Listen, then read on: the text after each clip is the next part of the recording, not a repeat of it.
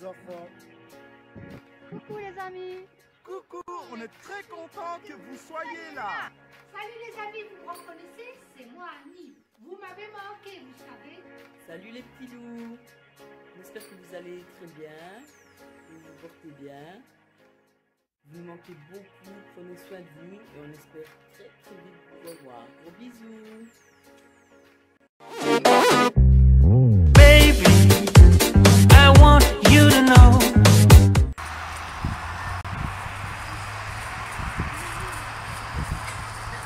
Hey, bonjour les amis. Aujourd'hui on vous a préparé une vidéo parce que vous savez, on ne vous oublie pas et on espère qu'on se retrouvera bientôt. Alors, place aux animateurs pour ce qu'ils vous ont préparé. À tout à l'heure. Baby, I want you to know.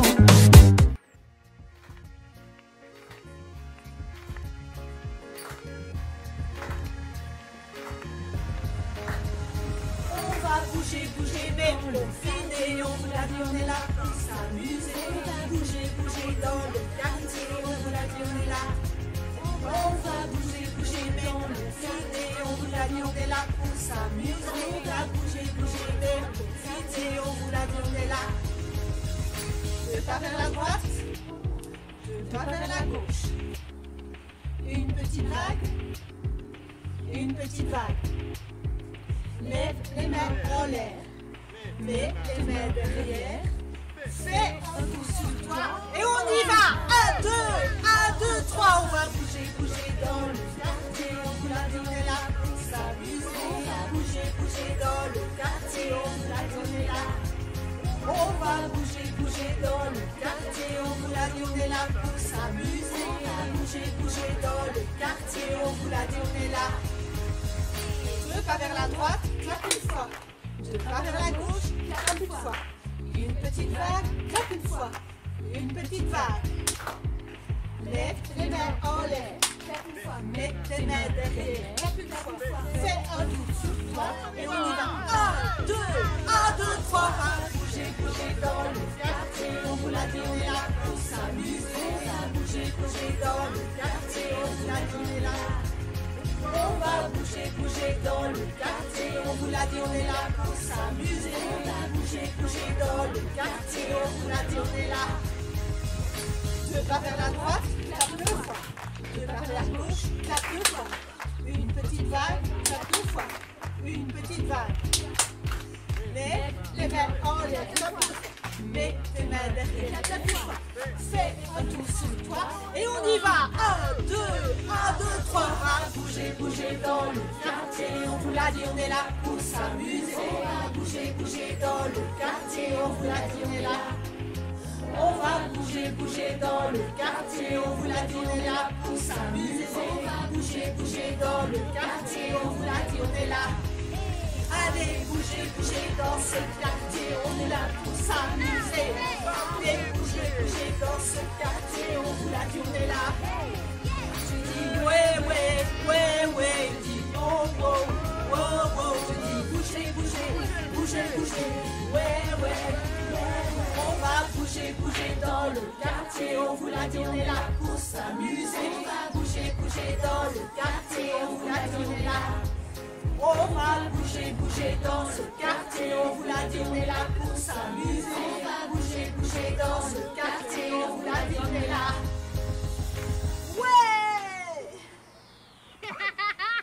Bonjour les enfants, j'espère que vous allez bien. Nous revoilà pour passer un moment dans le chant, dans la louange et vraiment remercier le Seigneur pour ce qu'il a fait pour chacun de nous et pour ce qu'il fera aussi.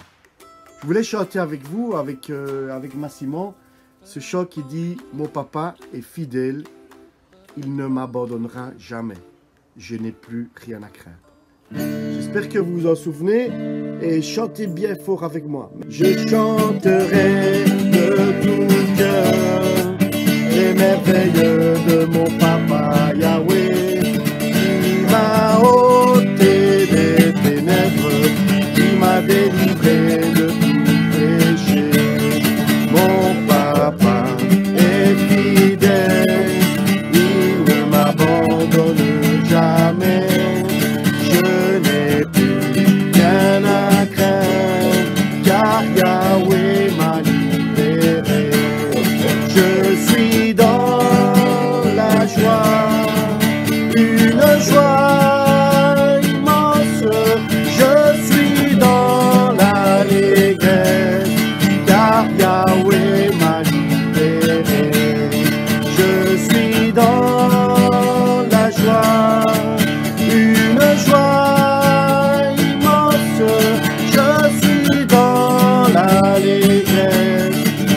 car Yahweh m'a libéré.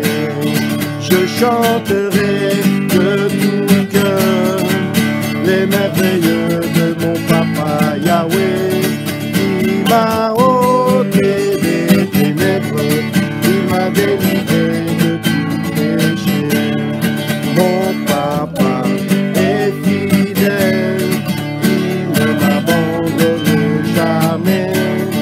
Je n'ai plus rien à craindre, car Yahweh m'a libéré. Je suis dans la joie, une joie immense. Je suis dans l'allégresse, car Yahweh m'a libéré.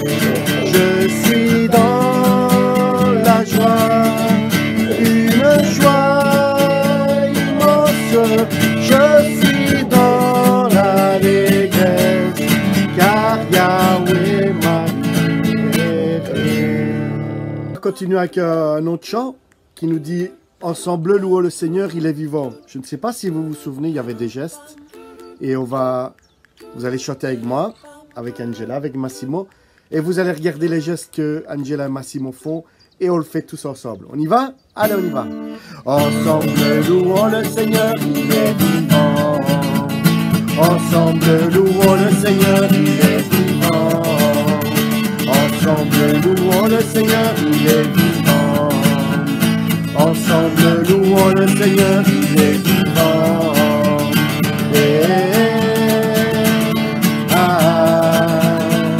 Louons le Seigneur, il est vivant. Padam pam pam.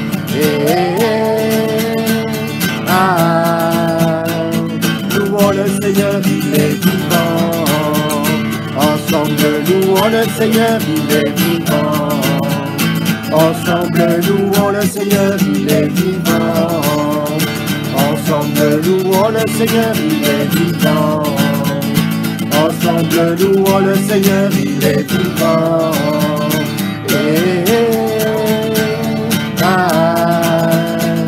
Louons le Seigneur, il est vivant.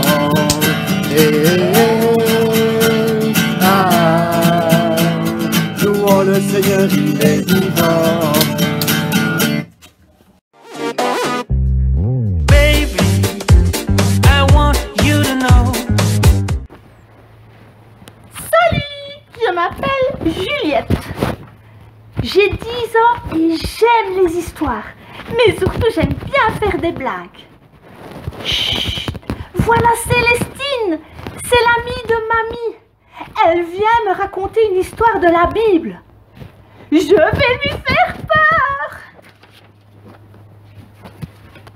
Juliette, Juliette, où es-tu, Juliette? On devait se voir ici, je ne la vois pas les amis, où est-elle? Ouh, ouh, je suis le fantôme de midi, ouh. Mais c'est quoi? J'ai peur, c'est quoi ça? Ah Célestine, je t'ai bien fait peur. Avoue, tu as cru que c'était un fantôme. Tu as eu peur, hein? Oui, tu m'as fait peur, grande sotte. Bonjour, ma chérie. Dis, comment tu vas? Est-ce que tu as été à l'école? As-tu revu tes copains et tes copines? Ça s'est bien passé, la rentrée? Oh oui, c'était super chouette. Mais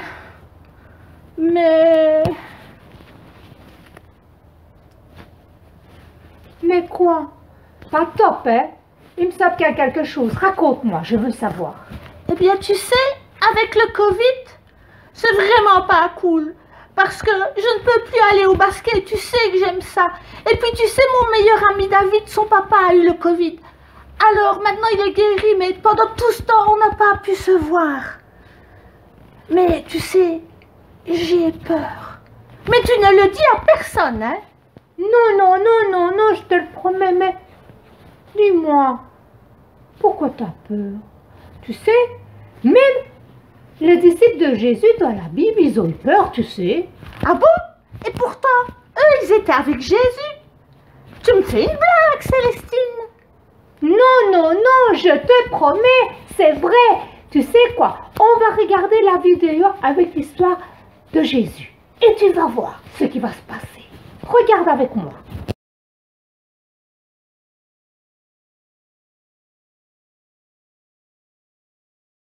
Jésus se sentait fatigué et avait besoin de repos. Alors la foule se dispersa. Mes amis, traversons le lac, allons de l'autre côté.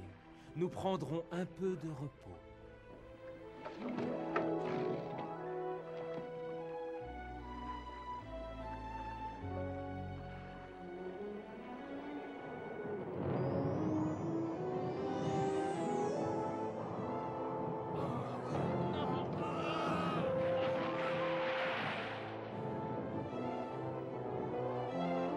Seigneur, Seigneur, réveille-toi! Nous allons couler!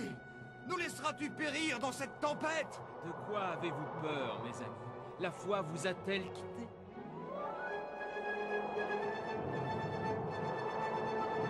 Tempête! Calme-toi!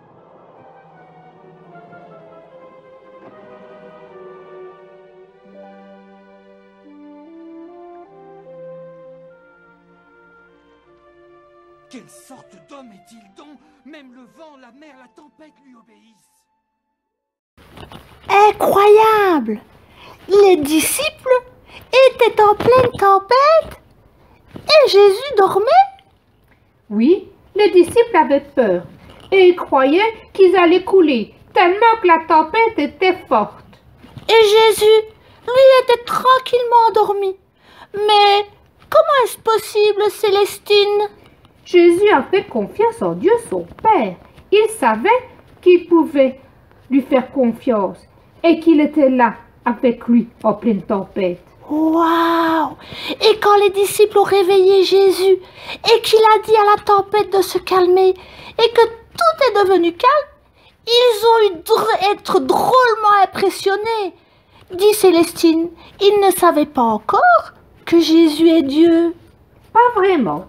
Et Jésus voulait leur montrer qu'ils ne devaient pas avoir peur et qu'il était avec eux et qu'ils n'avaient rien à craindre. Tu sais, Covid ou toutes les peurs qu'on peut avoir, c'est comme des tempêtes. Les disciples n'avaient pas choisi d'être dans cette tempête, mais Jésus leur a montré qu'ils n'avaient pas à avoir peur. N'oublie jamais que Jésus est là, que tu peux lui confier tes soucis. Jésus est le maître de toutes choses et il se soucie de toi, de moi, de tous les amis, de nos parents qui nous regardent. Chouette, Célestine s'est décidée. Dès ce soir, je vais demander à Jésus de m'aider à calmer toutes mes peurs. Et peut-être aussi que nos amis ont envie de demander à Jésus de calmer leurs peurs. Oh oui, demandez à Jésus vous aussi. On vous fait plein de gros bisous. À bientôt les amis. Au revoir. À bientôt. Baby, I want you to know. Ah bah dis donc, il a l'air super lourd ton sac, qu'est-ce qu'il y a dedans? Ah bah dis donc, ça je peux te le dire, ouais. Il est vachement lourd. Oh. Bah, je vais t'expliquer ce qu'il y a dedans. Mais surtout, il est trop lourd et je veux plus le reprendre. Je veux le déposer là. Je vais t'expliquer ce qu'il y a dedans et après je veux être tranquille avec ça. Alors d'abord il y a le péché. Ben oui, que ce soit vous ou moi les enfants, nous avons de mauvaises pensées. Nous nous mettons en colère. Nous disons des mots pas toujours top. Il y a le mensonge, la jalousie et l'égoïsme. Oh, ça c'est déjà très beau. Ensuite, il y a le rejet. Parce qu'on est différent des autres. La solitude. Moi, je connais un petit garçon que parce qu'il est super intelligent, en fait, eh ben, plein de gens le connaissent mais ne veulent pas le fréquenter.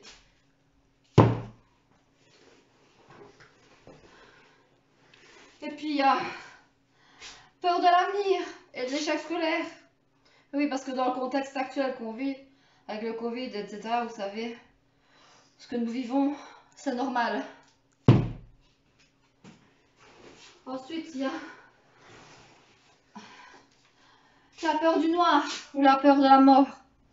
Bien souvent, on n'ose pas en parler, peur de ne pas être compris, ou qu'on se moque de nous.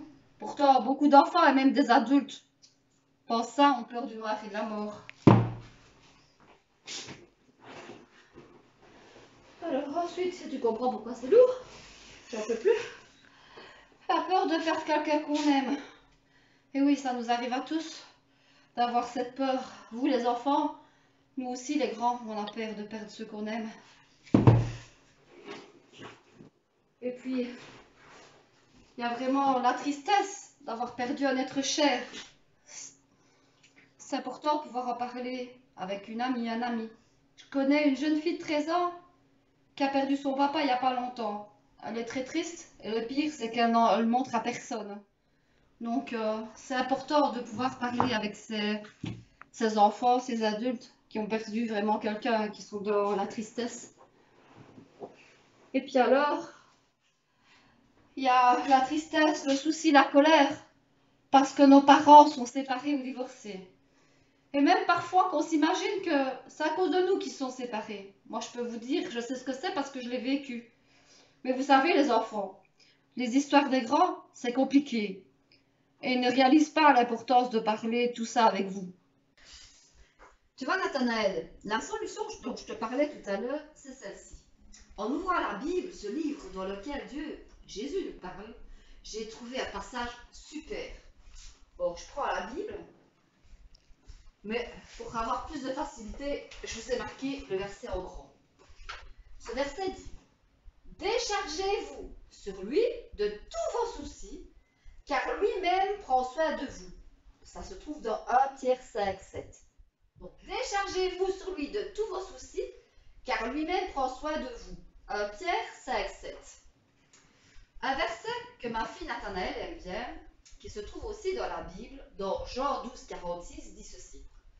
Je suis venu comme une lumière dans le monde, afin que quiconque, ça veut dire n'importe qui, toi ou moi, croit en moi, ne demeure pas dans les ténèbres. Donc, souvenez-vous les enfants, chaque fois que vous avez un problème, que vous êtes triste, vous n'êtes pas seul. Jésus est là. Il vous connaît. Il est votre ami. Confiez-vous en lui. Il peut tout entendre, tout comprendre. Il vous aime. Et quand les choses vont bien dans votre vie, vous pouvez aussi lui dire merci. Donc n'oubliez pas, Jésus est une lumière dans ce monde si compliqué pour l'instant. Alors voilà les amis, on voulait vous dire qu'on ne vous oublie pas. Vous nous manquez, c'est vrai, on ne peut pas faire le club comme d'habitude. Mais voilà, prenez bien soin de vous, de ceux que vous aimez, et on vous fait au revoir et de gros bisous. À bientôt! Baby, I want you to know. Coucou les amis, bienvenue. Je voulais faire une petite expérience avec vous pour découvrir et pour comprendre la toute-puissance de Dieu. Et pour ça, j'ai besoin de quelqu'un, moi. J'ai besoin de Yona. Est-ce que vous aurez vu Yona quelque part? Yona! Yona! Yona? Yona! Ah, qu'est-ce que tu fais là, toi? T'étais dans ton bureau? Mais ouais, pour travailler. Viens, mets-toi là-bas. Petite voix. C'est Yona, vous connaissez, hein, les copains? Bientôt, on va se revoir, hein, on a hâte. Et petite expérience que vous pouvez refaire chez vous, mais pas tout seul, hein, avec papa, maman, ou avec vraiment un grand frère.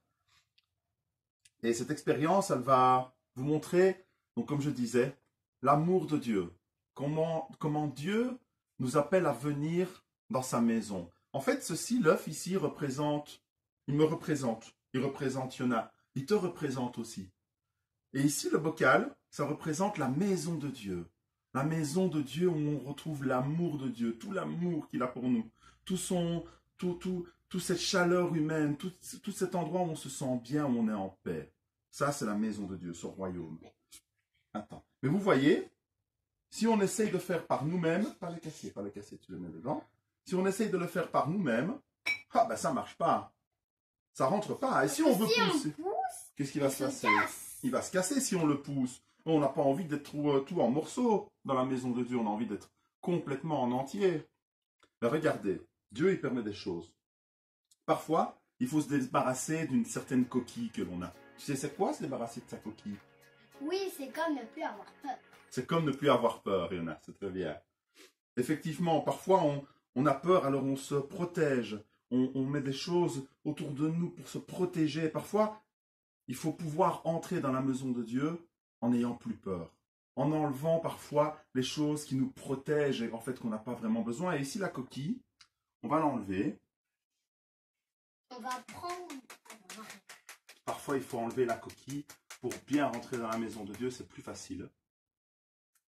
Mais après, la coquille, tu vois, c'est une belle coquille. C'est une coquille qui permet à l'œuf de grandir. Elle est importante aussi, la coquille. Mais parfois, pour que d'ailleurs l'œuf il devienne une poule, un poussin, il doit enlever la coquille. Oui. Il est obligé. Et bien, parfois, la coquille, c'est vrai, il faut se débarrasser de sa coquille aussi. Oui, tu pourras le déposer. D'accord. Pas de souci, t'inquiète pas. Et regardez. On va faire une petite expérience et j'espère que je pourrai vous montrer ce que signifie la toute-puissance de Dieu et combien il est important d'avoir Dieu avec nous et que c'est Dieu qui nous invite à rentrer dans sa maison. De nous-mêmes, on ne saurait pas. On ne saurait pas nous-mêmes entrer dans sa maison de Dieu seul parce qu'on n'a pas la capacité, on n'a pas la possibilité. C'est une invitation. C'est Dieu qui nous invite à venir dans sa présence. Regarde, voilà. L'œuf, il est débarrassé de sa coquille. On va encore essayer. Il y en a, essaie un peu de le remettre comme ça. On va voir que c'est pas grave. C'est pas, non, laisse-le comme ça. C'est pas grave. On voit que ça rentre pas. Et même si tu le mets droit, vas-y, mets le droit. On voit que ça rentre pas. Voilà, c'est difficile de le faire rentrer, même en poussant. Il faudrait vraiment le pousser, on risque de l'abîmer. Mais Dieu, il nous appelle avec son amour. Son amour, ça représente comme quelque chose de chaud. C'est quoi qui est chaud? Bah, du feu. Du feu. Le feu de Dieu, comme on dit. L'amour de Dieu représenté par du feu. Ben regardez. L'amour de Dieu. On va prendre un papier. Un petit peu de papier. Et on va le brûler. On va le torsader comme un torchon et puis on va le brûler. Et vous allez voir que l'amour de Dieu représenté par son feu brûlant qui nous appelle à lui va nous aider plus facilement à rentrer dans son amour. On va essayer. Et regardez. Ah, non, il ne veut pas. Ah. Tout seul. Par son amour. Par son amour, il nous a aspirés à lui. Et mais ça, c'est pas de la fumée. C'est la retranscription de son amour pour nous. Après, on peut imaginer plein de choses. Mais en tout cas, ce qui est vrai, et ici j'ai essayé de le représenter par une petite expérience physique qu'on peut refaire à la maison, mais ce qui est vrai, c'est que Dieu nous appelle à lui par son amour. Et c'est par son amour que l'on arrive chez lui. C'est pas par sa propre force, par sa propre capacité. C'est vraiment parce que lui nous invite et qu'il nous aime. Il t'aime. Il t'aime énormément. Alors, on a hâte de pouvoir te revoir. J'étais content de pouvoir faire cette petite expérience. J'espère qu'elle t'aura plu. Et on a hâte avec Yana de pouvoir vous revoir. On vous fait des gros bisous. Pour faire encore une grande expérience. Pour faire encore des autres expériences et encore jouer ensemble. On vous fait des gros bisous. On pense fort à vous. Oui. On vous aime très fort. On va bientôt se revoir. Oui. À bientôt les amis. À bientôt.